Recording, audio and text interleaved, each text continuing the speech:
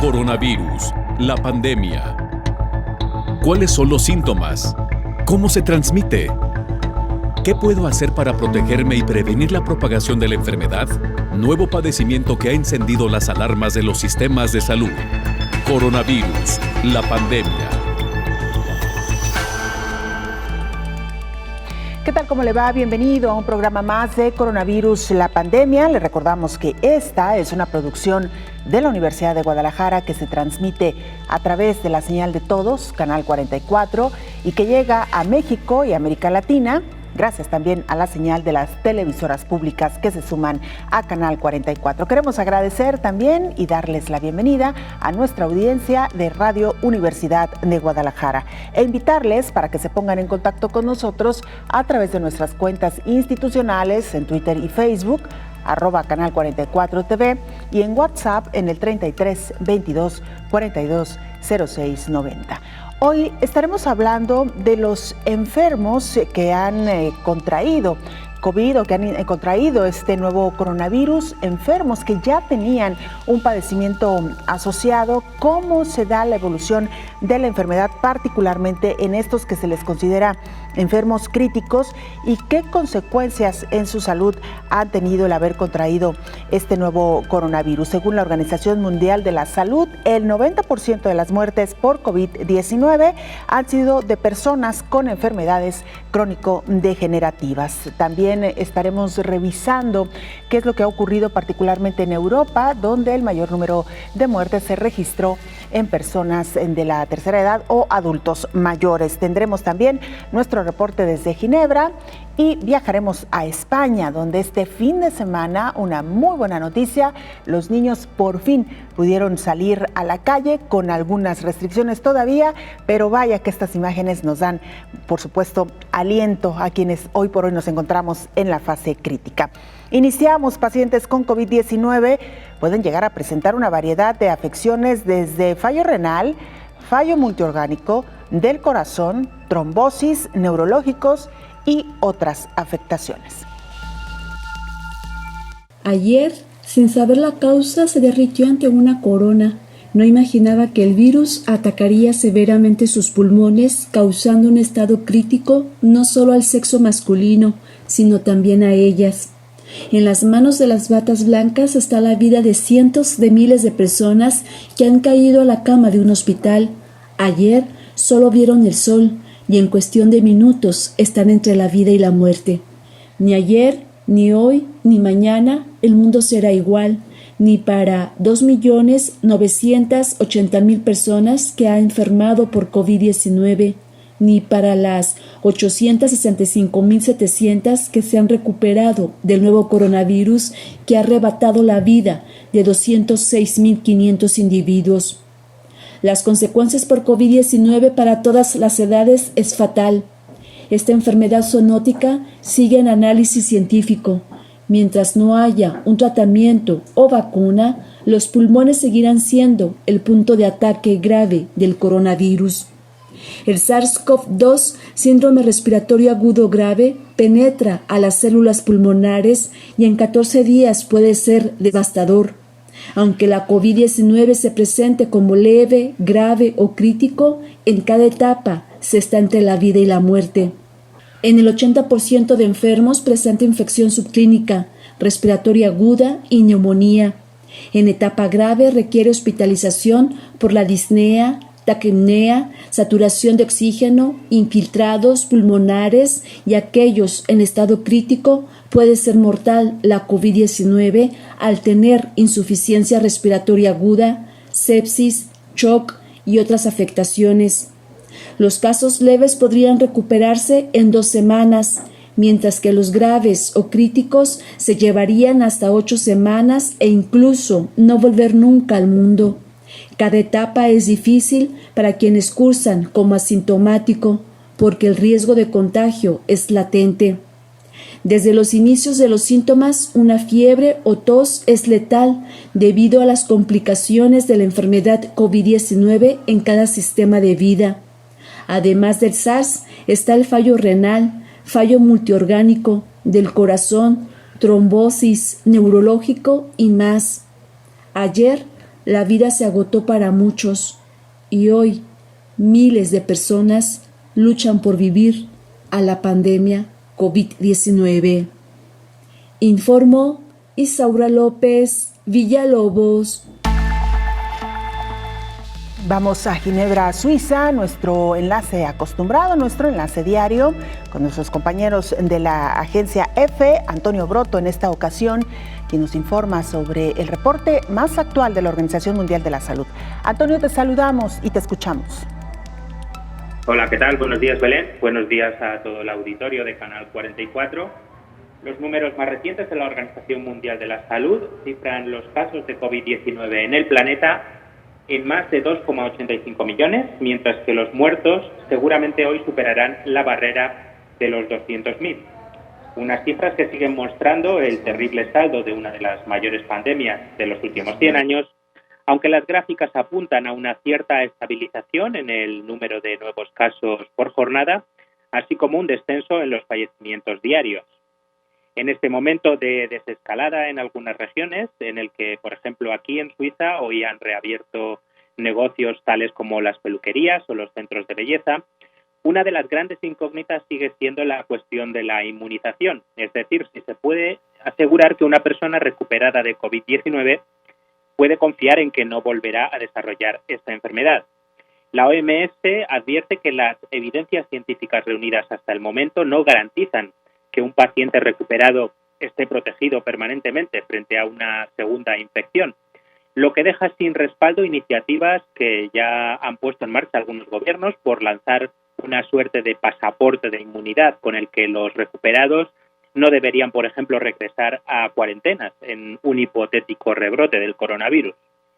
Por otro lado, una de las últimas iniciativas de la OMS ha consistido en reunir el pasado viernes por videoconferencia a mandatarios de todo el mundo, como el presidente francés Emmanuel Macron, su homólogo español Pedro Sánchez o la canciller alemana Angela Merkel, entre muchos otros, para presentar una alianza internacional entre gobiernos, sector farmacéutico y entidades especializadas, con el fin de garantizar que las vacunas y los tratamientos contra el COVID-19 sean accesibles a todos los países independientemente de su capacidad económica.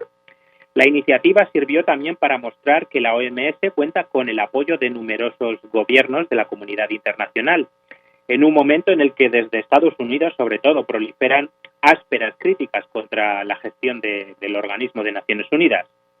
Fue, de hecho, muy notorio que entre los líderes que la organización reunió en esta videoconferencia no se encontraran ni el presidente estadounidense, Donald Trump, ni su gran rival en la actual crisis, el presidente chino Xi Jinping.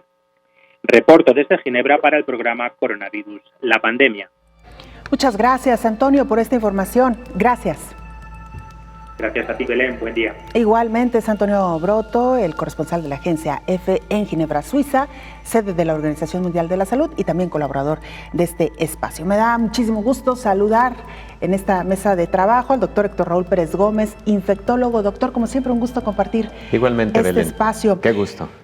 Doctor, pues hoy hablaremos de los enfermos críticos, de las personas que ya estaban diagnosticados con alguna enfermedad y que han contraído COVID. ¿Cómo ha sido el proceso en este grupo de pacientes, digámoslo de alguna manera? Pero antes, si me permite, doctor, me parece que sería interesante retomar parte de lo que nos ha informado nuestro compañero Antonio Broto, porque nos salta un nuevo término. ¿Pasaporte se llama? Bueno, lo que acaba de publicar la Organización Mundial de la Salud, efectivamente, es un documento muy pequeño, pero muy interesante. Es analizando aquellas personas que han contraído COVID, que se han recuperado de COVID, que desarrollaron anticuerpos y que estos anticuerpos podrían eventualmente generar protección a largo plazo. No sabemos cuánto tiempo podría generarse esta protección. Tampoco sabemos todavía a qué nivel de anticuerpos se puede considerar que existe inmunidad, y tampoco tenemos toda la certeza de que estos anticuerpos sean neutralizantes contra el virus, pero la hipótesis surge de la siguiente manera: alguien que ha tenido COVID desarrolla anticuerpos, por lo tanto tiene inmunidad, y a eso es a lo que le han llamado pasaporte de inmunidad, lo cual significa, por ejemplo, en términos de activación de la economía, que dichas personas podrían incorporarse inmediatamente a la vida laboral o que en el futuro serían personas que no necesariamente debieran entrar a periodos de cuarentena en virtud de tener dicha inmunidad, como si hubieran tenido una vacuna. En este caso se llama inmunidad activa natural. Se adquirió por la enfermedad y por lo tanto fue una inmunidad adquirida de forma activa. A eso se refiere básicamente. Está muy interesante porque ese concepto es un ingrediente que los gobiernos, de hecho así lo manifiesta la Organización Mundial de la Salud, debieran considerar para los temas de activación de la economía, sobre todo en personas que se encuentran, por otro lado, sanos o estables en cuanto a alguna otra enfermedad preexistente. Entonces sí, es un nuevo término, pasaporte de inmunidad por COVID. Doctor, usted acaba de tocar un tema fundamental que, por cierto, ha cobrado mayor ámbito de, digamos, ha estado con mayor fuerza en las discusiones de los gobiernos, de la sociedad, de los diferentes grupos, y me refiero a este gran dilema de atender digamos, esta pandemia del COVID-19, pero a la par atender todas aquellas personas que poco a poco se han quedado sin recursos para sobrevivir. El dilema que se han tenido que enfrentar algunos de salir a la calle con o sin el permiso de la autoridad para conseguir algo de sustento. Me parece que esto que usted acaba de mencionar y que ha publicado la Organización Mundial de la Salud podría en parte solucionar este asunto. Aquellas personas que han adquirido inmunidad ya no representan peligro, doctor, ni para ellos mismos, es decir, ya no se van a contagiar hasta lo que sabemos ahora, ni van a contagiar a otros, ¿no? Y podremos reactivar parte de la economía que tan golpeada ha resultado con este asunto de COVID-19. Efectivamente, solo con una aclaración. Cuando un paciente se ha recuperado de COVID, de todos modos se recomienda una adicional cuarentena de 14 días, porque existen algunos pacientes que pueden tener de manera remanente todavía eliminación del virus. Se considera que más o menos hasta el día 20 o 21, hay casos muy raros en donde se puede detectar por más tiempo, son excepcionales. Lo que se acepta internacionalmente es 14 días a partir de la recuperación y después de esos 14 días se podrán reincorporar. Entonces, en este nuevo concepto del pasaporte de inmunidad, irían con más seguridad y sería entonces esa posibilidad de que fueran factores para la reactivación de la economía. Hay que recordar, doctor, que también en los últimos días se ha estado hablando de una posible reactivación de la maquila en la zona fronteriza de nuestro país. Mencionar también que en Estados Unidos algunos estados han levantado ya la cuarentena a partir de este lunes, en medio, de todas las controversias que ello ha generado. Mencionar también que acá el presidente de México, Andrés Manuel López Obrador, decía que con la entrada en vigor el próximo 1 de julio del TEMEC, que es, como usted sabe, la nueva versión del Tratado de Libre Comercio entre México, Estados Unidos y Canadá, esto también vendría a ayudar a la reactivación económica. Es decir, hay una preocupación fundamental y muy clara de lo que está pasando en torno a la economía en el mundo y que se requiere a la brevedad, doctor, reactivar sin poner en riesgo, evidentemente, a la población. Efectivamente, Belén. De hecho, es lo que pensó en sus inicios Inglaterra, continuar con la actividad económica más o menos normal, solo cuidar a las personas más susceptibles, las de mayor riesgo, y el resto de la población seguir actividad pensando en la posibilidad de que generaran inmunidad de forma natural y a partir de lo que conocemos como inmunidad de rebaño. Hemos comentado en este espacio que la situación se empezó a salir de control y modificaron la estrategia. pero lo que digo en parangón con lo que estamos comentando, sí es muy importante en estos momentos que los países que han tenido cuarentenas o aislamiento social ya durante varias semanas empiecen a formularse toda una estrategia de cómo van a activar.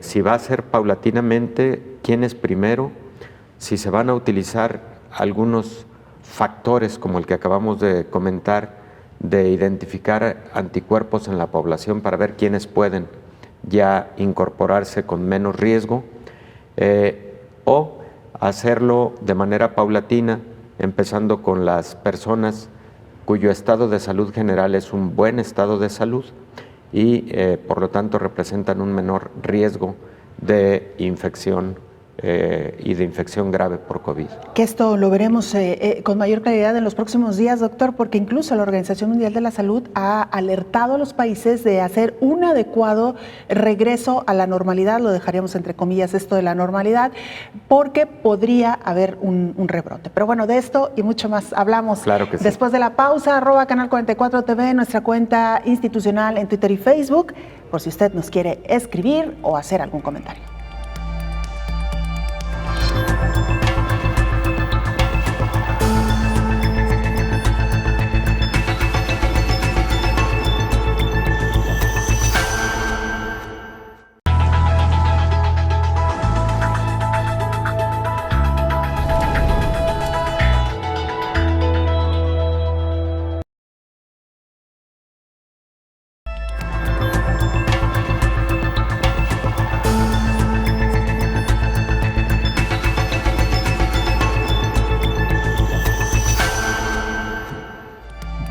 Queremos agradecer al canal de noticias Continuo Colombia, CNC, que se suma a esta señal para transmitir el programa especial de coronavirus, la pandemia. Gracias de verdad y gracias a todas las televisoras que ya desde hace tiempo están transmitiendo esta programación. Y mire, casi 3 millones de personas, como nos lo adelantaba nuestro compañero Antonio Broto, han sido contagiadas por el nuevo coronavirus alrededor del mundo desde hace más de 4 meses que apareció este nuevo tipo de coronavirus, y las autoridades y además los expertos, los científicos, los médicos todavía continúan analizándolo para encontrar una cura a esta enfermedad. A 4 meses de iniciada la pandemia en China de la COVID-19, los científicos han ido aprendiendo sobre este nuevo coronavirus y se desconoce aún cómo atacarlo. Conforme van pasando las semanas, las personas contagiadas y curadas, ya sea por ellas mismas o después de haber estado internadas, han presentado diversas secuelas que han sido reportadas por la Organización Mundial de la Salud. En un comunicado de este organismo internacional, explica que desde hace 3 semanas, médicos de varias naciones que atienden a pacientes contagiados por COVID-19 y que se encuentran en unidades de cuidados intensivos han detectado que otro efecto del virus en el organismo humano ha sido la presencia inusual de coágulos sanguíneos. La causa exacta del aumento de la coagulación sanguínea en pacientes con COVID-19 aún se desconoce, aunque los médicos consideran que podría ser una respuesta a la inflamación severa del organismo humano, los fluidos y el estrés del sistema respiratorio. Otro hallazgo que han encontrado los médicos tratantes es que la COVID-19 puede tener consecuencias fatales para las personas con enfermedad cardiovascular preexistente y causar daño cardíaco incluso en pacientes sin afecciones cardíacas conocidas. Estos hallazgos fueron publicados en la revista JAMA Cardiology por expertos del Centro de Ciencias de la Salud de la Universidad de Texas en Houston. Según la OMS, la COVID-19, además de dañar los pulmones, puede afectar también a otros órganos y tejidos como los riñones, el corazón, el hígado, el cerebro, el intestino o los vasos sanguíneos, debido, entre otros factores, a que sus células tienen receptores AC2 que el coronavirus puede utilizar para infiltrarse en ellas, informó Rocío López Fonseca. Esto es a lo que se refiere a las personas con algún padecimiento asociado o que han descubierto que tienen un padecimiento cuando resultan contagiados con este nuevo coronavirus. Pero en Europa, la mayoría de las personas que falleció y que están falleciendo tiene que ver con la edad. La mayoría son adultos mayores.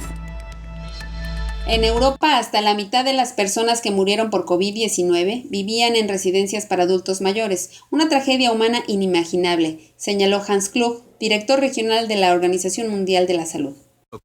En toda la región europea, la atención a largo plazo a menudo ha sido notoriamente descuidada, pero no debería ser así.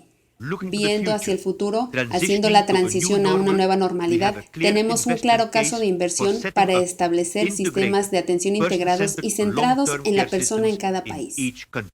Por ello hay que lograr un equilibrio entre lo que necesitan residentes y familias, que los servicios se ejecuten de manera segura y que el personal esté protegido y apoyado.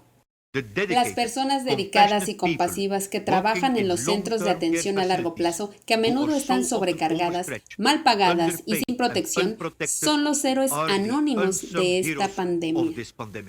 A 4 meses de la pandemia se desconoce por qué la edad avanzada es un factor de riesgo para contraer COVID-19, explica el Ministerio de Sanidad español, pero también influye la vida en residencias cerradas. En los estudios realizados por el Centro de Control de Enfermedades de China y por parte de la misión de la Organización Mundial de la Salud, solo una persona fallecida de cada 100 no tenía comorbilidades. El resto de las muertes por COVID-19 está asociada a enfermedades cardiovasculares, seguida por la hipertensión, diabetes, enfermedades respiratorias crónicas y el cáncer. El patrón se repite en otros países. En Italia, el 99% de las muertes por COVID-19 estuvo asociada a una enfermedad preexistente. Aunque aparentemente México tenía la ventaja de que la mitad de su población es 10 años menor que en Europa, hasta 14% de la población es diabética. Además, la epidemia más grande de obesidad afecta a 3/4 partes de los mexicanos, informó Elizabeth Ortiz. Doctor Héctor Raúl Pérez Gómez, infectólogo, nuestras compañeras pues nos han dejado sobre la mesa unos muy buenos elementos para reflexionar. Uno, lo que sucedió en Europa con la población adulta mayor, pero con las características que otros países tienen, particularmente México y en general América Latina, con obesidad y problemas de diabetes, doctor.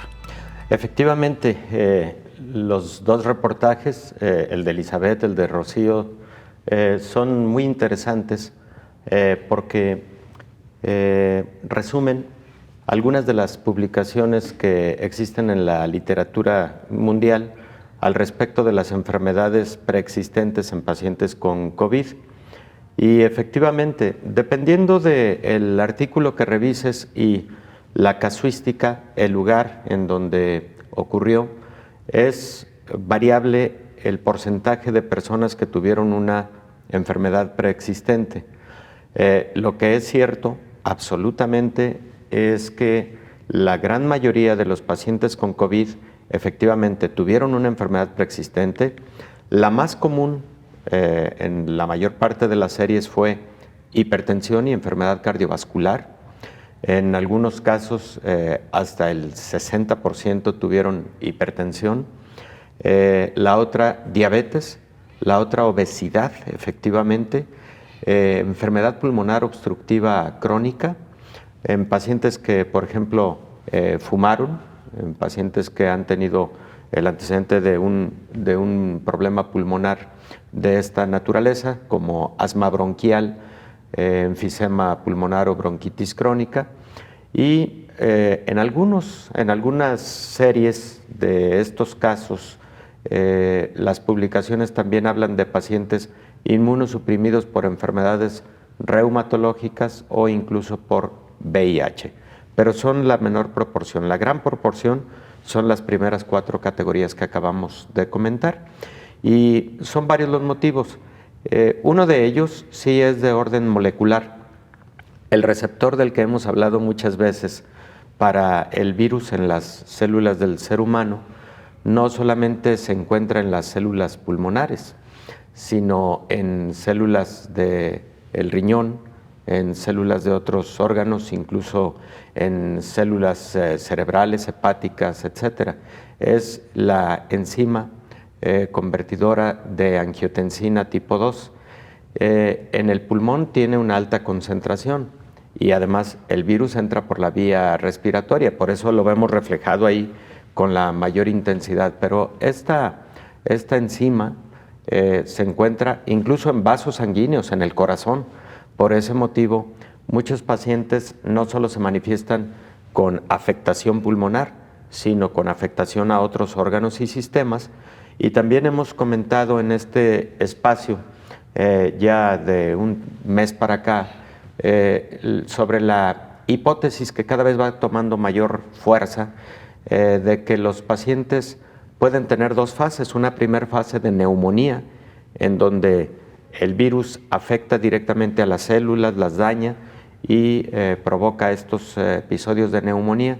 Pero una segunda fase en donde los eventos inmunológicos que se desencadenan y también la activación de sistemas de procoagulación pueden llevar al paciente a un estado de alta inflamación pulmonar y la formación de pequeños trombos que se pueden comportar como embolismos pulmonares, pero también embolismos cerebrales, también embolismos renales, embolismos en diferentes partes del cuerpo como si estuviera trastornada. De hecho, está trastornada la coagulación. Por eso los médicos nos tenemos que anticipar para identificar en un paciente en particular si está evolucionando a esas fases procoagulatorias. Y lo podemos hacer a través de algunos exámenes. Por ejemplo, hay un examen muy sensible que se llama dímero D. El dímero D, cuando se encuentra elevado en estos pacientes, puede ser un orientador a que el paciente esté evolucionando a esa modalidad procoagulatoria. Y entonces ahí algunas guías terapéuticas sugieren la utilización de heparina como anticoagulante, por lo menos profilácticamente o terapéuticamente. Entonces, sí, esta enfermedad ha empezado a tener muchas facetas, representa un gran riesgo, un gran reto para los clínicos por identificar todos esos fenómenos fisiopatológicos sobre los que hay que actuar incluso anticipadamente. Todas esas particularidades que hoy por hoy ha demostrado este nuevo coronavirus, doctor, ¿qué tan rápido evoluciona un paciente que ya tiene previamente una enfermedad asociada y que contrae coronavirus? Comparado con alguien que no tiene una enfermedad preexistente, evoluciona rápido. Las estimaciones son promedio 5 días a partir del inicio de los síntomas para llegar a una fase de paciente crítico. Paciente crítico lo definimos como aquel que requiere terapia intensiva, que está hemodinámicamente inestable, que no ha respondido a la administración de oxígeno suplementario a través de mascarilla y que por lo tanto puede requerir ventilación asistida, ya sea invasiva a través de intubación endotraqueal o a través de alto flujo con mascarillas externas. Pero en general así se define al paciente en estado crítico con COVID y la evolución frecuentemente es 5 días en promedio. Hay pacientes que en mucho menos tiempo pueden evolucionar a esa gravedad. Ya nos explicará, doctor, en este margen de tiempo, qué es lo que pueden hacer los médicos o qué herramientas existen hoy por hoy, tanto en medicina como en instrumental, para poder tratar de recuperar a un paciente en estado crítico. Vamos a hacer una pausa con esto y mucho más. Regresamos tras este corte.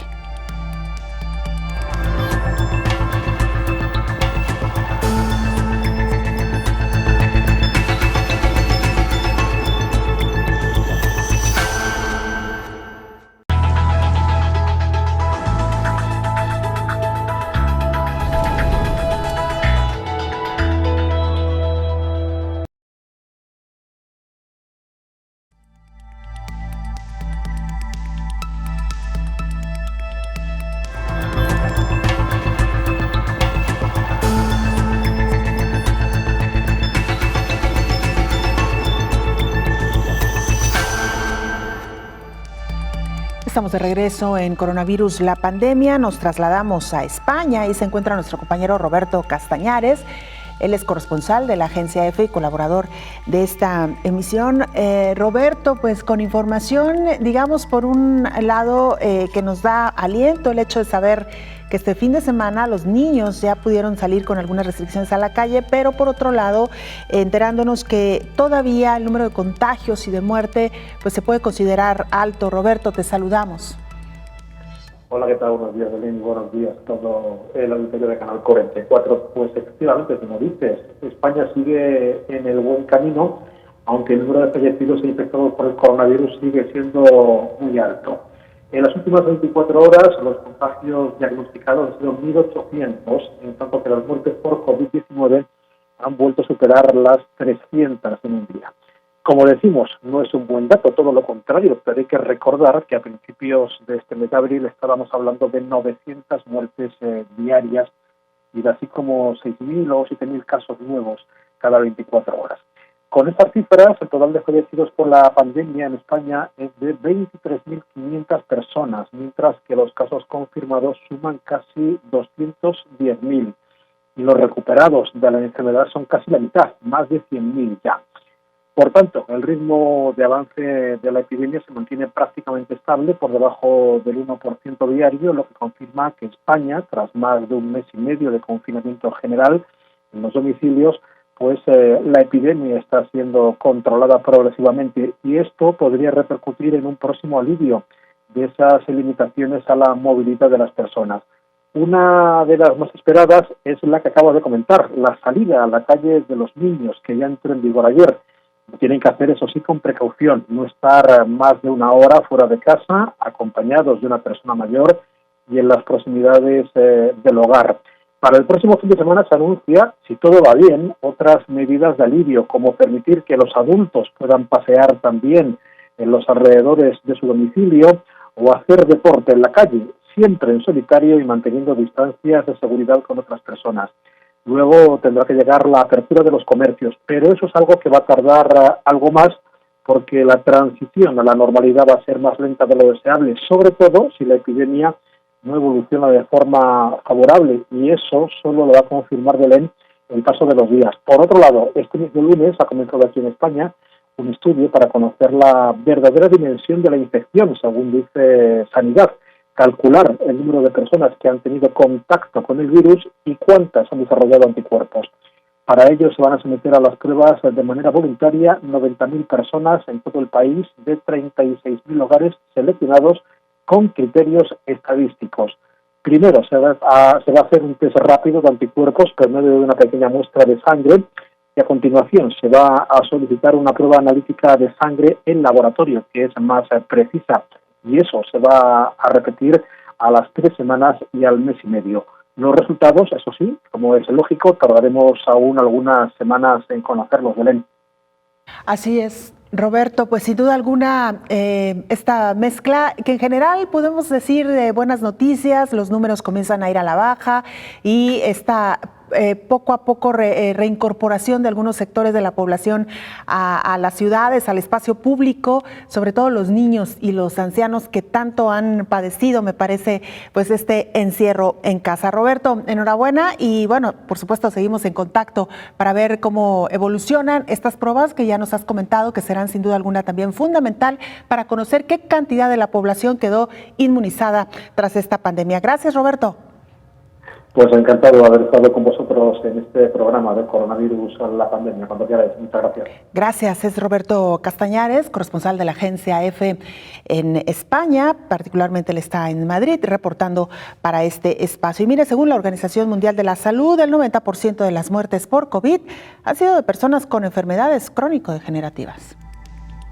En la página de la Organización Mundial de la Salud detalla de manera clara que los adultos mayores y las personas que padecen enfermedades crónicas como reumáticas, cardíacas, hipertensión, diabetes, obesidad o VIH son quienes desarrollan los casos graves de la nueva pandemia. Según la estadística de la OMS, el 90% de las muertes han ocurrido en personas enfermas. El subsecretario de Promoción y Prevención de la Salud del gobierno mexicano, Hugo López-Gatell, hizo un llamado a las personas que viven con VIH. Las características de enfermedad o las condiciones clínicas siguen siendo las mismas, no ha cambiado, como pueden ver ustedes, los porcentajes son prácticamente idénticos a lo largo de toda la epidemia y no se han registrado otras enfermedades que pudieran ser condicionantes del riesgo de mortalidad. Pero hoy sí quiero mencionar una que es de especial importancia porque es una comunidad que ha vivido por muchos años con el reto de tener alteraciones del sistema inmune, y es las personas que viven con VIH. Algunas de las complicaciones que presentan los enfermos con COVID-19 son la insuficiencia respiratoria, shock, síndrome de distrés respiratorio agudo y arritmia cardíaca, entre otras. Algunos de los medicamentos que se han reportado en el mundo con los que han tratado a los enfermos son antivirales y glucocorticoides. A algunos se les administró inmunoglobulina intravenosa o interferón alfa 2B. Informó Rocío López Fonseca. Y mire, aquí hemos hablado ampliamente sobre los tratamientos que se están utilizando para tratar, por lo menos de paliar en algo el avance de la enfermedad en las personas que han sido contagiadas, y hoy por hoy hay dudas sobre la efectividad de unos medicamentos que se estaban utilizando precisamente para tratar de frenar en la medida de lo posible esta enfermedad. La Organización Mundial de la Salud impulsa el ensayo clínico Solidaridad, con el fin de encontrar un tratamiento contra la COVID-19.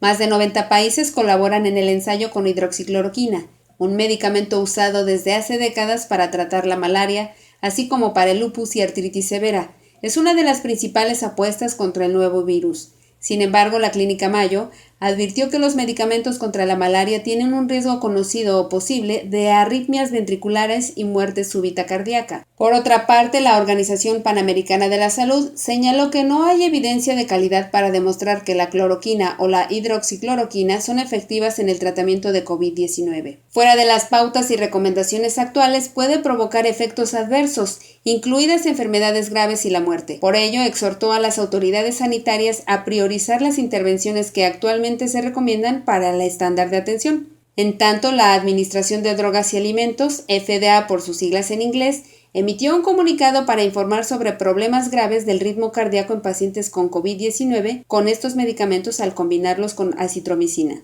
Estados Unidos se basó en pruebas limitadas de que estos medicamentos pueden proporcionar beneficios y por ello fue autorizado el uso en pacientes hospitalizados solo bajo una cuidadosa monitorización cardíaca, añadió la FDA. Informó Elizabeth Ortiz. Bueno, doctora, hablamos, doctor Héctor Raúl Pérez Gómez, que comparte con nosotros esta mesa de trabajo, su especialidad, la infectología. Hablábamos de los pacientes que llegan a esta enfermedad ya con un padecimiento crónico asociado. ¿Y cuáles podrían ser las causas, doctor, por las que los pacientes llegan a tener toda esta serie de fallos que usted ya nos hablaba, desde el fallo renal hasta el multiorgánico, del corazón, trombosis, neurológico y otra serie de padecimientos, doctor? Muchos pacientes que tienen enfermedades crónicas se encuentran estables por medicamentos, por tratamiento que han venido recibiendo a lo largo de meses o años. Algunos pacientes se encuentran en estados de equilibrio, digamos fisiológico, pero una nueva agresión corporal causada por, en este caso, una infección pulmonar como es COVID-19, puede descompensar muchos órganos y sistemas. Por ejemplo, alguien que tiene hipertensión arterial y que presenta infección por COVID-19, puede, además de la hipertensión arterial, presentar hipertensión, pero ahora pulmonar. Y ambas condiciones pueden precipitar, por ejemplo, insuficiencia cardíaca. Lo que era un punto de equilibrio, entonces con un nuevo agresor se puede generar descompensación significativa. Pero luego, en otros casos, lo que también puede ocurrir es la inmunosupresión que generan algunas enfermedades crónicas o crónico-degenerativas. Por ejemplo, los pacientes con diabetes y sobre todo quienes tienen muchos años de diabetes y que además tienen pobre control metabólico de la enfermedad, pueden tener estados inmunosupresores de largo plazo, tanto de una parte de la inmunidad conocida como inmunidad celular, como de otra sección de la inmunidad conocida como inmunidad humoral. Eso genera que las personas bajo esas condiciones estén con menos capacidad para defenderse ante patógenos de esta naturaleza. Y ahí es el otro factor determinante. Luego, en pacientes, por ejemplo, con enfermedad renal, pueden encontrarse en una circunstancia en donde no requieran todavía hemodiálisis o diálisis o trasplante. Sí pueden tener enfermedad renal o insuficiencia renal, pero todavía sin necesidad de estas terapias sustitutivas. Pero luego llega, como antes comentábamos, una nueva agresión, en este caso COVID-19. Esta infección puede entonces generar un derrumbe hemodinámico, y al generar esa complicación hemodinámica le puede provocar a los riñones isquemia, y esa isquemia ahora precipitar más daño renal y como consecuencia de más daño renal llevarlos a la necesidad de diálisis, hemodiálisis, etc. Muchas de las publicaciones en la literatura internacional, por ejemplo, la de China, que describe los primeros 75,000 casos de COVID en China, fueron 74,000 casos, habla, por ejemplo, de la proporción de los que requirieron hemodiálisis, por ejemplo, que eran personas con previa enfermedad renal, pero que todavía no tenían un nivel de descompensación tal que requiriese hemodiálisis. Con el COVID tuvieron que ir a hemodiálisis, y esto ocurrió más o menos en el 5% de los pacientes. Entonces, cada escenario es un poco diferente y la fisiopatología por la que se genera es un poco diferente. Hablaba tanto Elizabeth como Rocío hace unos momentos, Isaura, en su momento introductorio al programa, de que los pacientes con COVID pueden tener un proceso inflamatorio tan severo en el pulmón, conocido como el síndrome de distrés respiratorio agudo, que es causado más por la respuesta inflamatoria del huésped y algunas citocinas proinflamatorias, como la interleucina 6, la interleucina 1, el factor de necrosis tumoral, etc. Y ahí hagamos de cuenta que el virus fue solamente el que encendió la mecha, la chispa, y de ahí la respuesta inflamatoria fue la que generó el mayor daño pulmonar. Y lo que decíamos antes del sistema procoagulatorio. Aquí, como tú decías hace unos momentos en el segmento anterior, lo que ha significado un gran reto para los clínicos es anticiparse a esos momentos. Por ejemplo, identificar que este paciente, por estos hallazgos, se está convirtiendo en un paciente grave o crítico, que por estos hallazgos está evolucionando al síndrome de distrés respiratorio agudo, y por lo tanto hay que actuar no solo con medicamentos que logren inhibir la actividad viral, sino con medicamentos que modulen la respuesta inflamatoria exagerada que pueden tener algunos de estos pacientes. Mira, en la polémica sobre hidroxicloroquina, es muy válida la polémica, porque efectivamente los pacientes que toman cloroquina o hidroxicloroquina, ya sea por enfermedades reumatológicas o a los que se les va a dar este medicamento por el COVID, se tiene que monitorear la actividad cardiológica porque puede generar un efecto secundario, sobre todo cuando se combina con acitromicina, lo cual ha ocurrido con frecuencia. Puede generar un evento adverso de arritmia cardíaca por algo que llamamos aumento de el segmento PQ y bloqueo auriculoventricular. Bueno, sin embargo, la actividad de la hidroxicloroquina no solo es contra el virus, la actividad de la hidroxicloroquina es también modulando la respuesta inflamatoria, por eso se le ha encontrado esta bondad a la hidroxicloroquina. Y ahí los médicos tenemos que ver en qué momento y para qué pacientes podríamos reservar el uso de este tipo de fármacos. Doctor, vamos a la pausa, regresamos con más del tema.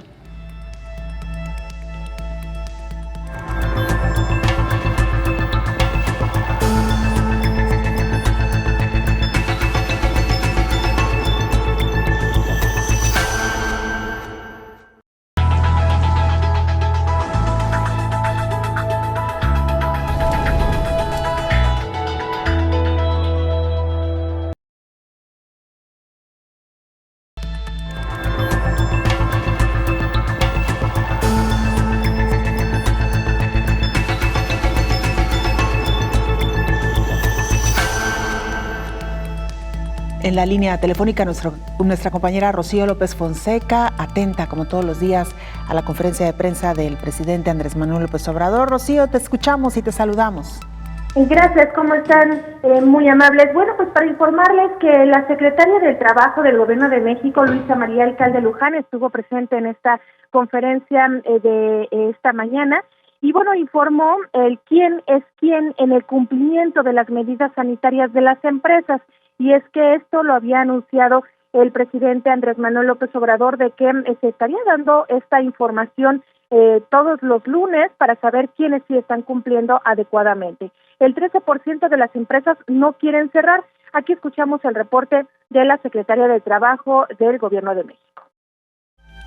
Estas son algunas de las industrias en las cuales se concentran estas empresas que no han cerrado.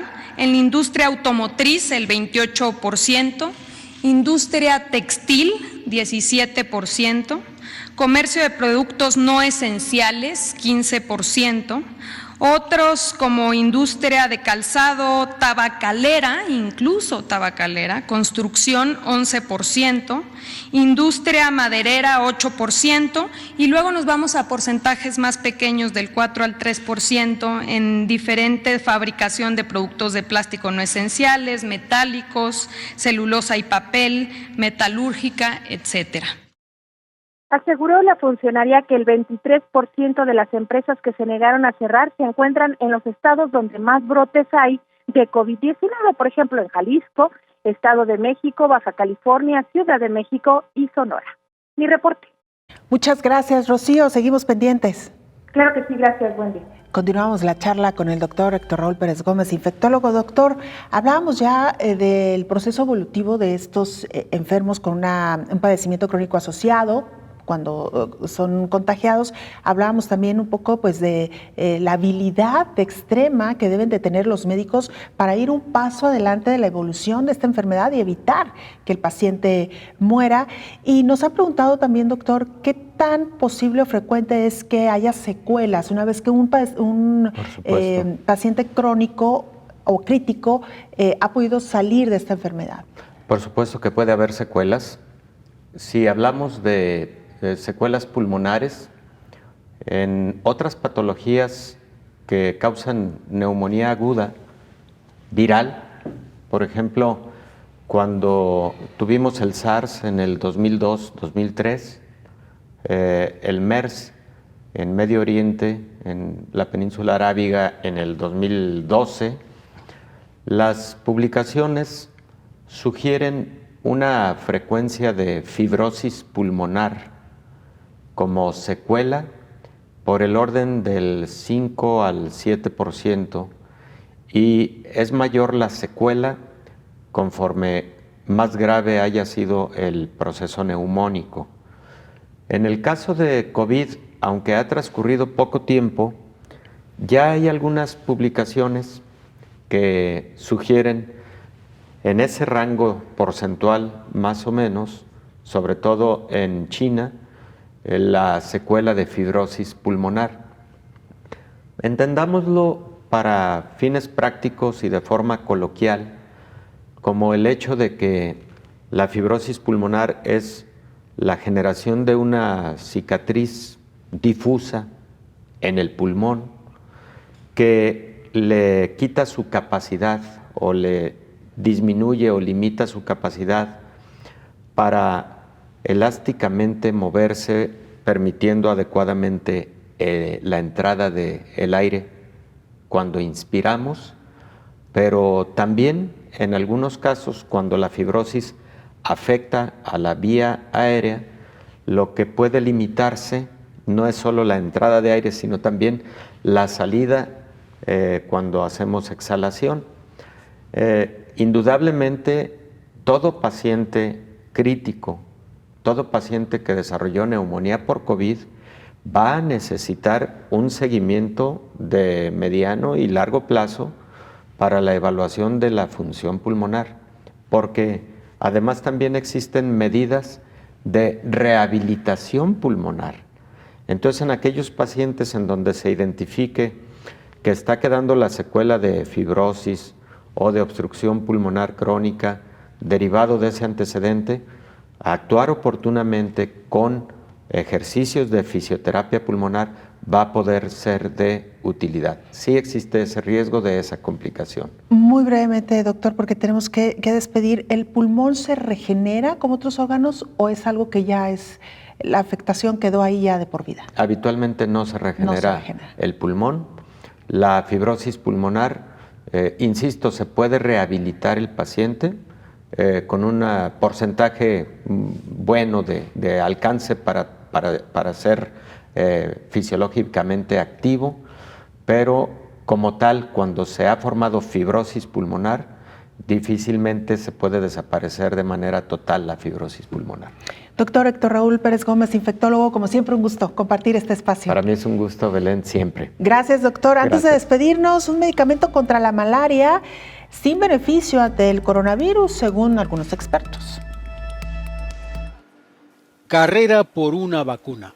La empresa alemana de biotecnología BioNTech será la primera en Europa en hacer ensayos clínicos de una vacuna contra la COVID-19.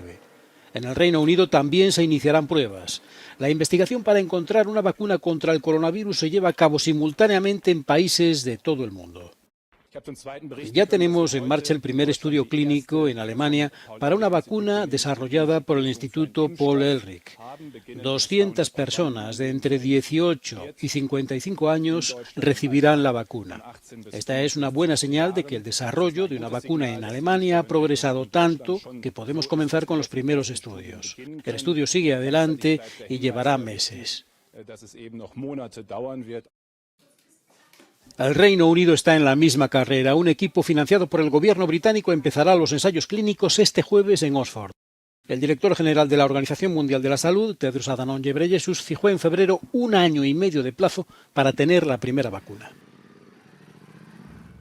Hasta aquí llegamos con esta emisión. Gracias por habernos acompañado. Nos vemos y nos escuchamos en la próxima emisión. Coronavirus, la pandemia.